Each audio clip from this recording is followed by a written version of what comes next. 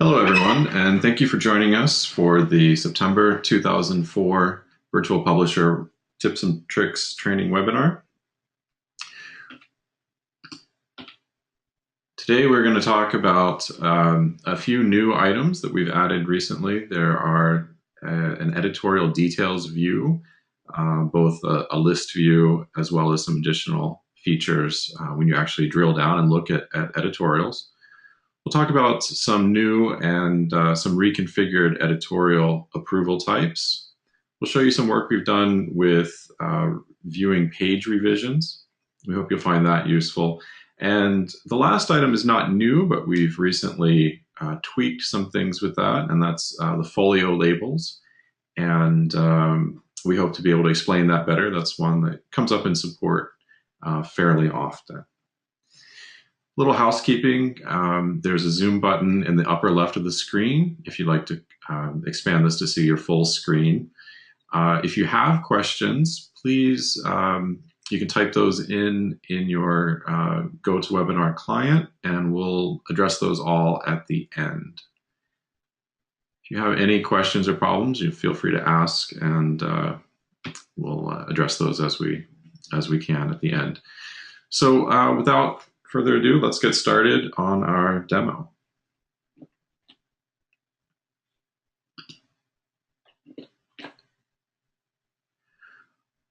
Okay, I'm logged in already as a publisher and looking at a plan that I've just really begun.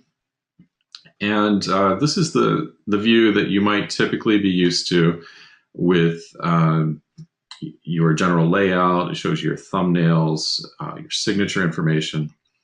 But there's also a more focused view on the left side under editorials. This is something that can be turned on and off for your users. And once the users have the right to see this, they can view this, and it can also be made such that the users are only seeing this view and they're not seeing the plan. So if you have users that are focused on just simply editorial management and creation, this might be the only view that they really need. Okay, so let's take a look at what is actually in this view. There are two views here. You can see a list view or a thumbnail view. Thumbnail view has some additional features that are very nice. For instance, you've got this listing of metadata, which is actually similar to what you see in the list view, but it's just a nice way to break that out and let you see it. You also get your thumbnail view. And there is something that's really very interesting here. If you don't have access to the plan, this view does actually support drag and drop.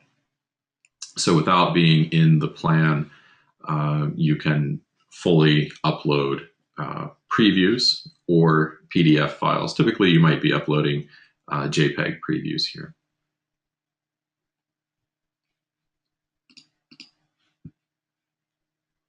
Okay, and while that's processing, let's look at what these menus up here are for. We can select the editorials based on status. So we can look and see ones that have been completed. In this case, it's an early on in this publication, so there's nothing completed. Everything is awaiting materials or completion. We can break this down based on the sections that have been defined in our plan. So I happen to have an editorial that is designated to be in the cover section, and I can just drill down and focus on that if I like.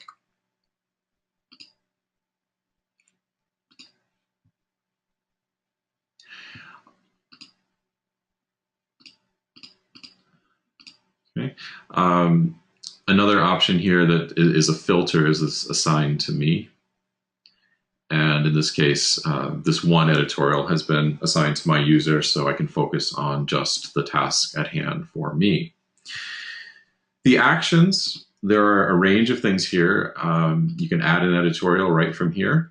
So just like you would in the editorial clipboard, you can create something here.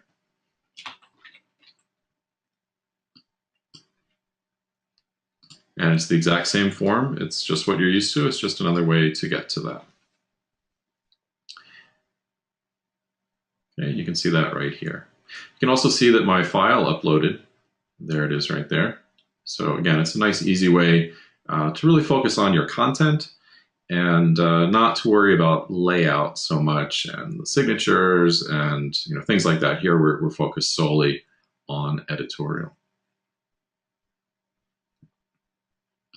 If I return to the Actions menu, you can see that I have an option to snapshot my editorial list. Now that can really come in handy if you start making a bunch of changes in here. You may want to get a snapshot to see, today I worked on this. This is how the layout has changed. I can download one that I made earlier.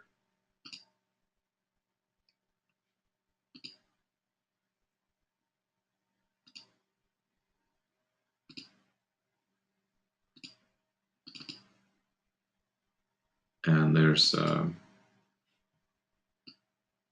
these are snapshots that they actually show the list view, but they're just reports that you can use to have a good idea of your progress and what you've been working on, and you can manage those just like you would plan snapshots. So you're probably familiar with those, and it's really the same idea.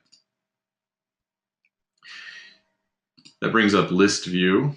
This is really what is showing in the snapshot. We snapshot the list view.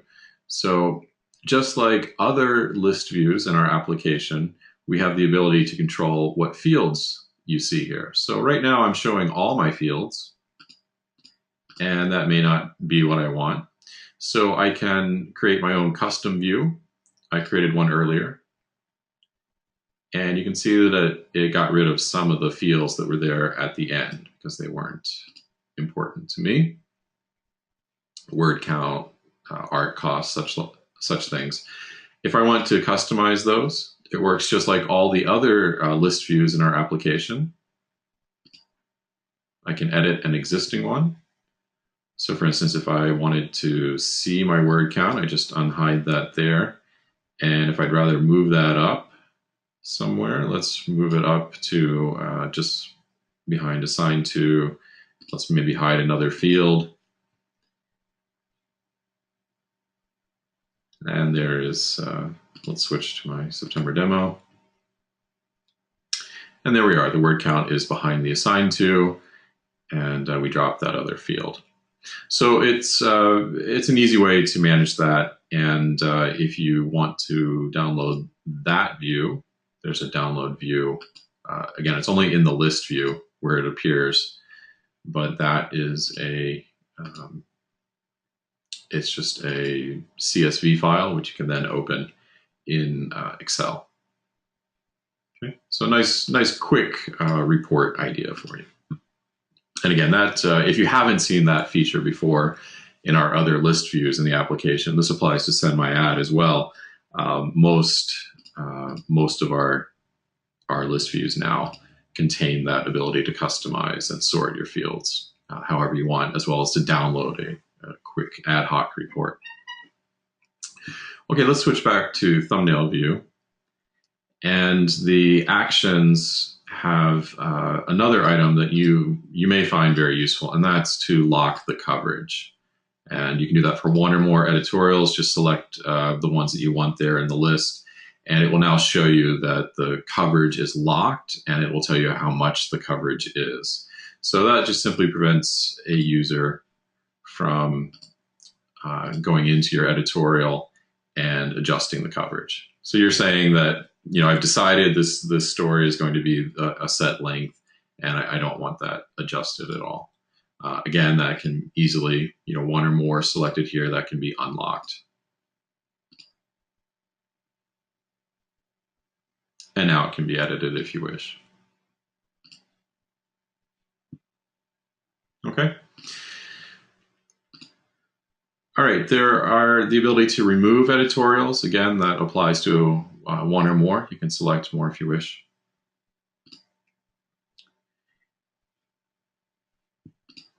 And I just want to go into an actual editorial and show that this is more or less as you're accustomed to seeing it. There are some new options, new fields here and there. If you are not familiar with the VP images, we covered that in a previous webinar. Those will appear here. More information, those were the fields that I was hiding earlier. Okay. I did want to point out in the Actions menu, that lock coverage that we talked about doing as a bulk action, that can be done here per individual story. You can lock all the positions and unlock those if you want. Remove all files. So you want to keep your editorial, but you've decided that the files that have been uploaded are not correct. You just want to get rid of those. That's a quick way to do that. And then, of course, if you want to completely remove the editorial, you can do that as well. So why don't we'll do that and get rid of this one. Gives you a warning that it's going to remove it from all plans. So if you have assigned that anywhere else, it's going to be completely removed. So be sure you read your warnings before you hit OK. That's it for now for the editorial section. It's like I said, it's something that can be turned on and off for various users with user rights, and it may be that for some classes of users, some groups of users, that's really all that they really need from Virtual Publisher. So, okay, now while we're on the subject of editorials, we want to talk about some new items that are available for editorial approvals. Now, there are, we're going to talk about this at the publication level. As you probably know, approvals can be assigned and created, managed both at the publication level and at the publisher level. So the publisher level, we usually will call those global approvals. And the publisher approvals are overridden by what you create in the publication approval settings. So you simply go to your publication actions menu, and we have two tabs that you may not have seen before. We actually used to call editorial production, I believe it was called page approvals. And these are meant for once you've got your files uploaded to the plan, you're able to approve and manage those from here. Editorial creation is brand new. And this is a separate module. You won't see it unless we've turned it on for you. So if this is of interest, please be sure to talk to your sales representative and they can discuss with you how to get that enabled for you. The idea with this is that the creative process of coming up with the content that's going to be on your publication, on your plan, you may want to begin mocking it up by uploading JPEG previews, play around with how that's going to look, how the story itself is going to flow, how that content's going to look within the story. It's really meant for that. It's something that happens early in the process, and it really has nothing to do with the production aspect that comes later. So setting these up, it's very easy. It works just like all our other approval types. So I've created one here already. Again, you can have these, they can happen in order. You can have as many as you want. You can notify each group as it's their turn if you're doing things turn-based. You can enable, disable. It works exactly like the ones that you're used to seeing. Now, I've just added myself as a user, so it's about as basic as can be. Again, you can add as many here as you like. Now, just to show you, so we don't have to come back here later, I also have an editorial production set of approvals. And again, the screen is identical. They're configured exactly the same way.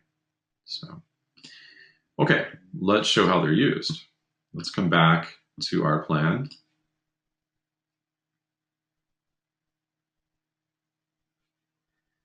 And in my plan, I have a file that in my story is just a preview. This is just a JPEG file. And you can see that in the assets view over here. You can see that I just dragged over a JPEG. This was a kind of a lower res preview of a PDF page that I'm working on. So very basic. It tells me the position is planned. It says that we require a real print file to be able to continue with this. Well, let's take a look at my file details. And here is my editorial creation approval. So it's said that, hey, you've uploaded a JPEG, you're looking at what's supposed to be in this story. You're not ready to send a high-res file, but let's just verify that this is the actual content I want in this story. Looks okay to me, so I'm going to approve it. And now you get this little panel that tells you that the creation of the editorial is complete and we're ready for a PDF file. So let's upload that. Okay, here's my PDF version of the same page. And I'm going to re-upload that. And when it finishes processing, you'll see that I now have the next step of approvals because we're moving now into the production phase. I'll be able to approve this using those other sets of approvals that we have.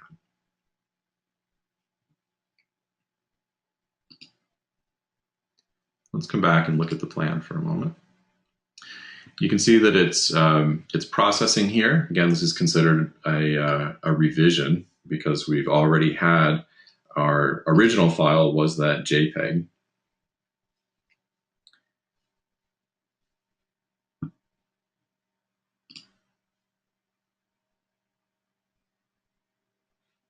Let's just refresh. Now I want to show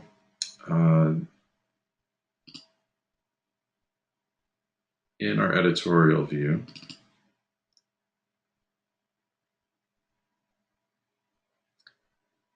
we've got our revision and our original. We're going to approve this because it has a couple slight pre-flight problems. And here are my approvals. These are the production level approvals. This is saying I've got a high-res file. Does it look correct as far as printing? You know, is this a file that that can be printed correctly based on pre-flight approval, any internal processes that you have to verify that this is actually what you want to print? Once you've done that, that is approved and that's ready to go.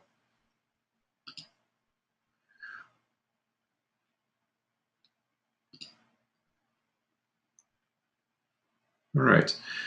We will talk now about the page revisions themselves and that view, which is new, and it gives you the ability to switch the revisions and the originals on and off. So let's show you what I mean here. By clicking the thumbnails at the bottom, again, you can have many revisions. In fact, very often there'll be quite a few revisions here in some of these files. We're able to compare side by side. And it also works with the zoom. So I can zoom into an area and you can see that we zoom in tandem. So I can compare, this is particularly helpful. You're trying to locate what actually changed between revisions and to be sure that that last revision actually has what you need as far as the changes go. Now you can switch them on and off. You don't have to see any particular ones. You don't have to see your most current one. You can switch back and look at the original. Okay, and I'm going to go back to another page, which was I took it the same process we went through before, where we uploaded and created a new revision from our original JPEG preview This one hasn't been approved though, so it's looking at some pre-flight warnings, and we may say that this is really a problem. I don't want these to go on, so you could reject the page.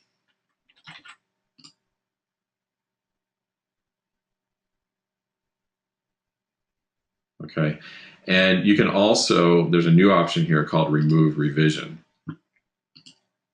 And this will actually let you just completely get rid of that revision that you don't want in there. And that will let you now go back and say, okay, this is really what I want. I need to upload a new high-res file. So it lets you remove the most current, the most recent revision. So that's very easy to manage from that view. Okay, we are going to finish up by talking about folio labels. Now, you can manage those from two different places. One that frequently you would go to is this edit plan details, because there's so much packed into this interface. It lets you manage everything at once in your plan. So go to your folio labels tab, and you can see that I have some things already set up. Well, let's point out what those are. This is kind of an arbitrary little setup I made just to show some of the features. But a typical scenario here is that in your folios, you probably have a C1, C2, or a CV1, CV2 when you refer to your covers. And obviously you'd have that for the maybe front and inside cover and the back cover. So if I switch using our new pager here in the plan, you can see that I've got the CV3 and CV4 at the end, as you'd expect. Okay, the next group of folio labels I have, I put some Roman numerals at the very front of the book. So once I get into my cover, I've got a 1 through 6 in Roman numerals. So very, very basic, but something to stand out that the front matter. And then you can see that I've got the next set here starts at number 1, but it's actually, I believe it's position 9 here. Okay, and that goes for a while. And then in the middle of the book, I have this kind of crazy naming convention here. And I'm using some numbers and letters. Okay. That goes for 8 pages. And then it resumes at 32. So think of this as kind of like the middle of the book. You might want to number those pages a little differently. And that goes all the way to the end. So that goes all the way up to 114 until it hits the CV3 and CV4. Okay, so let's use that to talk about the different types. When I go back to Edit Plan Details, Folio Labels, you can see that we've got the first thing is designed for the signatures, which is based on the cover signature. And again, signatures, you've seen those are managed here in the same interface. But this is a signature-based folio label. It follows what the signatures are. And the CV is coming from the label. Okay, let's change it to just plain C. You can change the format of the numbers. Do you want it to be just regular numbers? Do you want Roman numerals or alphabetical? Easy enough to do. We again say what signature we're going to use, and the first folio number, you may want it to start with 1, or you may want it to start with the position. So you can change that here. And if we come back to our plan, it should reflect the change in C1, C2. Okay. Now you can also get to the folio labels in the little gear icon under a page. You can see the Manage Folio label, and that will take you to that same section. Okay, well, the next one I have defined, it's that one at the very front where I'm giving some Roman numerals. Again, it's a little contrived example, but I wanted to kind of give this a workout and show you all the features. In this one, I'm doing a fixed range, and I'm just simply saying that I want this to always start on position 3, and I want it to be 6 pages. And again, I'm saying, hey, start with the folio number 1, but that's arbitrary. You can change it to whatever you want. We do tell you where the label ends on, and that's the position. And over in the table here, it tells us what that count is. Okay.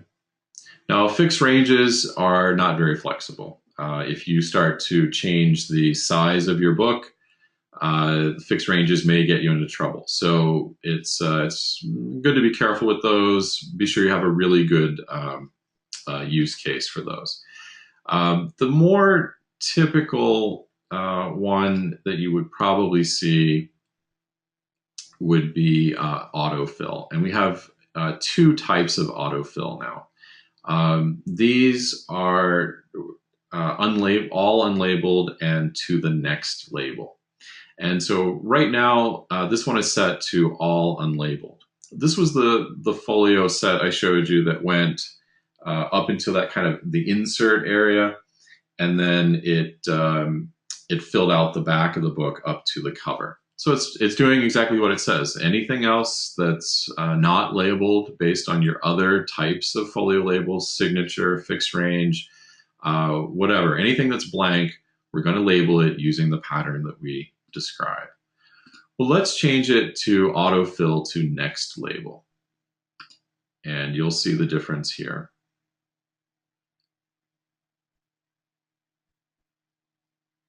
And you can see that it starts after my Roman numeral section. It starts counting up, and then it hits that little insert area, and or center area, and then it changes. You can see that no longer do I have that color folio.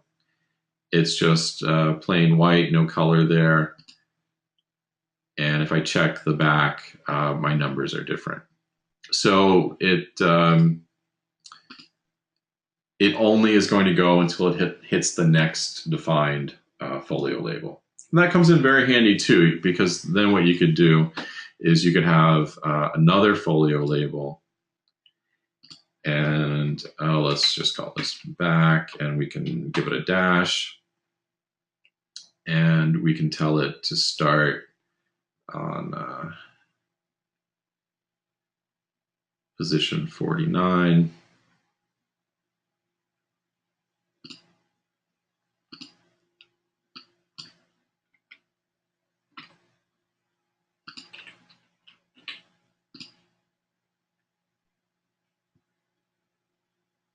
Okay, and with some luck that will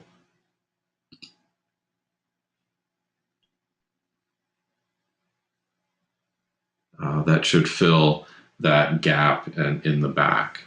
So it's something that you can use to easily label things as you need them. You can work around specific sections. You can work around areas of the book that have to have a particular naming convention, like you might have a center section. You may have front matter that always is labeled in a particular way. But then to have the flexibility of just keeping those pages numbered as you wish, whether you shrink or expand the page count. Now, these are just metadata, really, just like signatures. And we've shown you that before, where you can just go in and just delete signatures. It doesn't do anything to actually change the page count. So a bulk action here is I can select all and remove. That gets rid of everything. And when I refresh my plan, you'll see that I just go back to the normal position as each page number. So this is a 132 page plan, and my last folio is 132. I got rid of that C1, C2. Okay, so you can add and remove those as often as you like, and it's no trouble at all. It doesn't affect our page count. Okay. That's the end of our prepared demo. If you have any questions, let me know. And you can do that in your control panel for GoToWebinar. There's one question that comes up, and it's when you start to have a lot of folios, it might be hard to differentiate them on the plan. So what you can do is you can change the color. So you can say that you want the color to be a certain one. You just pick that, hit save. And I'm going to really quickly just create a new one. And this new one, we won't label it anything, but let's make it autofill everything. We'll start on position 3.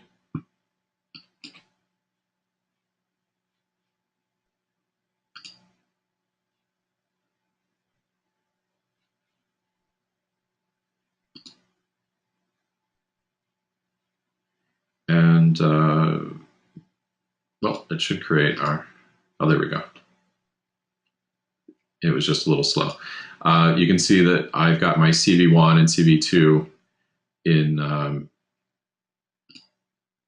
let's expand this a little bit. You can see that I've got my CV1, CV2 in red, and I've got my regular numerals here in that yellow-green color. So I can change those as much as I want, and if you've got a lot of folio labels, it's a very helpful item to separate those out for you.